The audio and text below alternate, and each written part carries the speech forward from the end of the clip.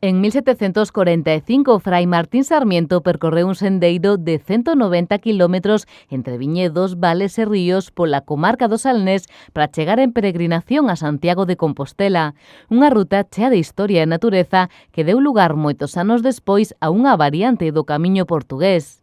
Arte, Historia, Xeografía e Cultura na comarca do Salnés é o curso de verán que impulsa a Universidade de Santiago de Compostela, centrado este ano na Ruta do Pai Sarmiento, un proxecto impulsado pola Mancomunidade do Salnés baseándose na viaxe realizada polo relixioso.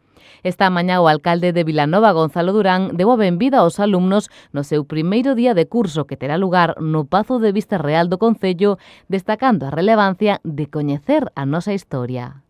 Pese a lo que digan mucho hoy en día, yo creo que la historia hay que conocerla.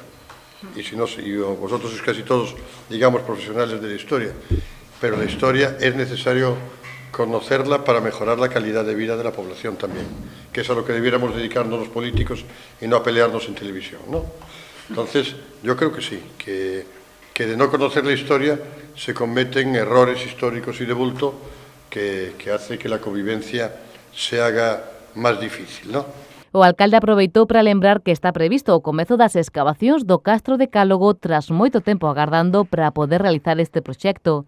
Durante esta primeira xornada do curso interviñeron a doutoranda Alicia Padín para falar sobre o pasado medieval da ruta, Celestino Lores sobre o camiño portugués, Carlos Galván arredor dos castelos do Salnés e Natalia Conde sobre a imaxineira medieval. De todos os fitos monumentos que el trata ou cita van a ser valorados dende distintos puntos de vista, dende a historia da arte, dende a historia da arqueoloxía, dende a historia da documentación. Os poñentes son en total 14 persoas, a maioría deles profesores da Universidade de Santiago ou xente que xa fixo a súa tese doctoral en torno a un dos temas do Salnés.